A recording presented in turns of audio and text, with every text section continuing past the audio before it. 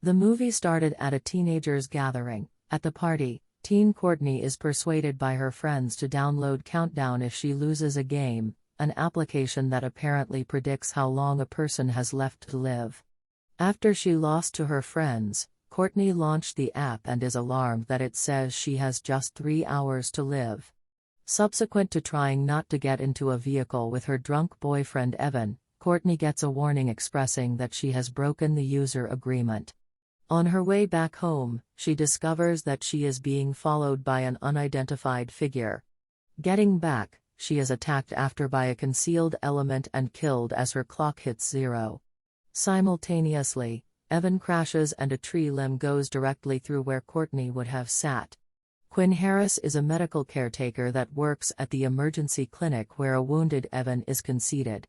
She experiences continuous sexual harassment by her supervisor Dr. Sullivan. However, she fears standing up for herself as she has just barely finished her test to be an RA.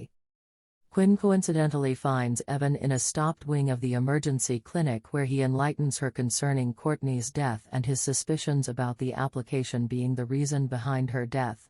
He additionally uncovers that he downloaded it and it indicates that he will die at the time he is expected to go into a medical surgery. Quinn is doubtful of his cases but downloads the application after her colleagues download it. She is alarmed to discover that it says she has just 3 days left. In attempt to escape death, Evan later skips his medical surgery and he received a message that he has disregarded the user agreement of the application. He is defied by an evil rendition of Courtney and killed. Quinn visits her home to get a significant document and ran into her sister Jordan, who has a bad relationship with her since their mother passed away. The following day, Quinn learns of Evan's death and obtains his telephone. She cancels her plan to go with Jordan and her dad to visit her mom's grave, but she is immediately informed that she has broken the user agreement. She is then harassed once more by Dr. Sullivan before she managed to escape. Quinn decides to research about the application, finding out about Courtney's death and that comparable things have happened to other app users in spite of the fact that they are generally viewed as being fake. She is frightened by a dream of a dead Evan and escapes her apartment. She is found the following day by Jordan and Jordan finds out about the application which states Quinn just has 1 day left before she dies. Progressively terrified, Quinn purchases another telephone yet finds out that the Countdown application has automatically installed itself on the new telephone. After series of demonic attack and sleepless nights, she meets Matt, whose Countdown application states that he will die in a couple of hours before Quinn.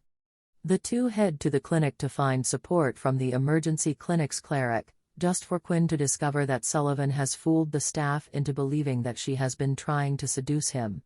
And accordingly, Quinn is suspended. Matt is pursued by the figure appearing as his younger brother who passed on from an ailment years back.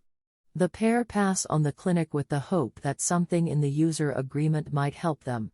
It clearly states that the agreement is breached if the user attempts to change their fate and they suddenly realize that they have dropped plans, Quinn's outing with her family and Matt taking a train ride, that would bring about their death. They consult a priest called Father John who expresses that the application's code might help them out. They hack into the code with the assistance of a hacker named Derek and discover that Jordan has downloaded the application and will soon die before Quinn. They hack the application to add more years to their lifespan and was successful at that moment. Unfortunately, Quinn is chased by the devil that same night and her countdown returns back to normal.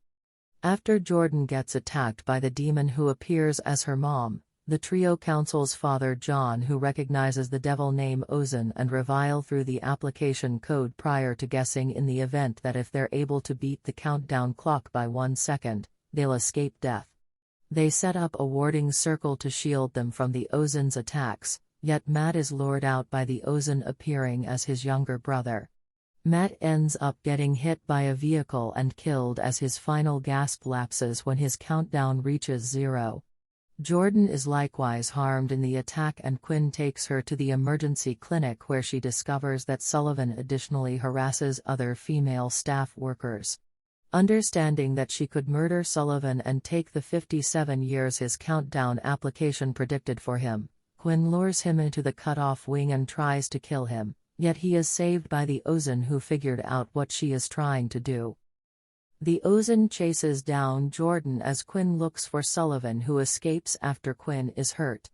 The Ozan gets ready to kill Jordan as her clock runs out, however Quinn consumed overdose of drugs, sacrificing herself to get rid of the Ozan.